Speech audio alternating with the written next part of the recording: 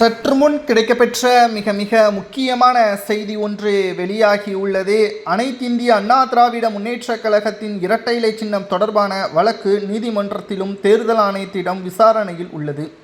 இப்பொழுது தேர்தல் ஆணையமானது பன்னீர்செல்வத்திற்கு சாதகமான அனைத்து ஆதாரங்களையும் நீதிமன்றத்தில் சமர்ப்பித்திருப்பதாகவும், அதிமுகவிலிருந்து ஓபிஎஸ் அவர்கள் நீக்கப்பட்டது செல்லாது என்பதற்கேற்ப அனைத்து ஆதாரங்களையும் நீதிமன்றத்தில் சமர்ப்பித்திருப்பதாகவும் தற்பொழுது தகவல்களையும் கிடைக்கப்பெற்றுள்ளது. 2026 சட்டசபை தேர்தல் பன்னீர்செல்வம் அவர்களது தலைமையில் நடக்க வேண்டும் என்பதுதான் ஒட்டுமொத்த அதிமுகவின் தொண்டர்களது விருப்பமாகவே இருக்கிறது.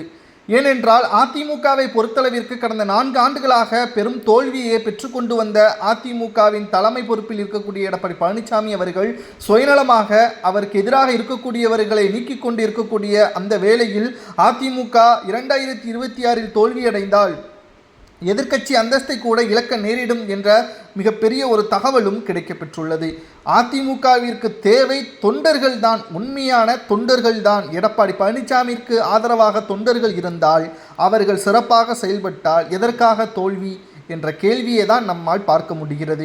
ஒரு தொகுதியை எடுத்துக்கொண்டால் அதில் ஓபிஎஸ் ஆதரவாளர்கள், சசிகலாவின் ஆதரவாளர்கள், டிடிவி தினகரனின் ஆதரவாளர்கள், எடப்பாடியின் ஆதரவாளர்கள் என்று பிரிந்து கிடப்பது யாருக்கு பயனளிக்கும்? நேரடியாக திமுகவிற்குத்தான் அது பயனளிக்குமே தவிர ஒருபோதும் அதிமுகவிற்கு பயனளிக்காது. எடப்பாடியின் பதவியை தக்க வைத்துக் கொள்ள வேண்டும் என்பதற்காக அவர் சதித்திட்டம் போட்டு கட்சியிலிருந்து அனைவரையும் நீக்கி வருகிறார். கடைசியாக செங்கோட்டையனையும் நீக்கியுள்ளார்.